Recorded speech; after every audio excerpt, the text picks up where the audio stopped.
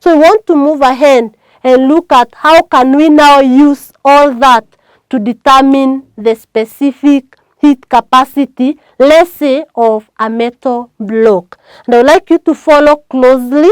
After that, now we'll get into numerical calculations.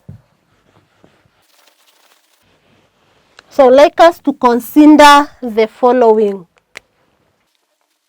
In our case, I want us to determine the specific heat capacity of a metal block. So we consider the following in the determination of the specific heat capacity of a metal block. So we can have first that one so that we can know what we want to determine. So determining the specific heat capacity of a metal block. And as I've said, I want us to consider the following. Now, in our case here, we'll consider a copper calorimeter. I've seen the calorimeter can be copper calorimeter. It can be made of aluminum also, or any appropriate metal. Aluminum is cheap, is also easily available. So in our copper calorimeter, this is our lagging material. Then here we have our lint, which is a poor conductor of heat. This is our lint. So in this experiment, we want to determine the specific heat capacity of metal block. So we consider that this copper calorimeter has water. It contains water. We have some water here at a certain temperature. This is water. Remember, we still have our stirrer here, which will now be used to stir the content. Again, we have our thermometer here. And in this experiment, we assume that the heat loss is negligible because we have tried as much as possible to minimize on heat loss. So that is what we have. So here we are having a metal block. This is our metal block. This is the metal block, which is being transferred from an oven, and then it is dropped here. It is dropped into the calorimeter. So we can have the metal block dropped into the calorimeter. So we can have it this way. This is our metal block. The metal block. So that is the consideration that we have. So here we are having our calorimeter. This is the calorimeter. And in the calorimeter, we have water.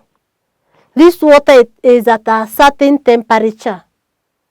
And then a hot metal from an oven is transferred into the calorimeter.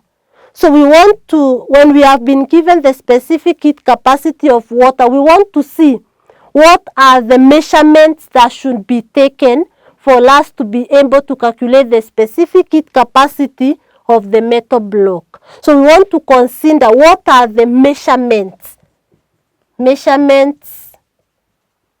to be recorded so that we can determine the specific heat capacity of the metal block. This is very examinable. You can be told to give the measurements that need to be taken to be able to calculate the specific heat capacity of the material. So one measurement that needs to be taken, we need first to get, or one of the measurements is the mass of the metal block. So we can first talk of the mass of the metal block. We can take it to be MB for the mass of the metal block. Here we are not using numbers, we are just using the letters to represent those numbers. But in our calculations, of course, we'll be having those numbers. So we have the mass of the metal block. We also have the initial temperature. The initial temperature of the block, that is the metal block. We can call it TMP, that is the initial temperature of the metal block. Then again, we need also to know the mass of the calorimeter with the stirrer. This is our stirrer. We also need to get the mass of the calorimeter and the stirrer.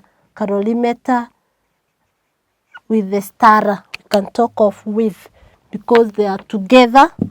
They are used together. The stirrer is part of the calorimeter with the stirrer. So for this we can use a mass of the calorimeter that way with the stirrer. We can put it that way. Then again, we need to get the mass now of the calorimeter with the stirrer and the water, because the calorimeter contains the water. So that mass also should be recorded. So mass of the calorimeter with the stirrer and water, with the stirrer and also the water. So we can give it another measurement, which we can talk of the mass of the calorimeter with the stirrer and the water. We can put MS. We can use any letter, but for our case, let's use MS. Then we move on. What other reading do we need so that we can calculate the specific heat capacity of the metal block? We also need the initial temperature of water. And this initial temperature of water is the same as the initial temperature of the calorimeter, because the water is in the calorimeter. So we need to get the initial temperature,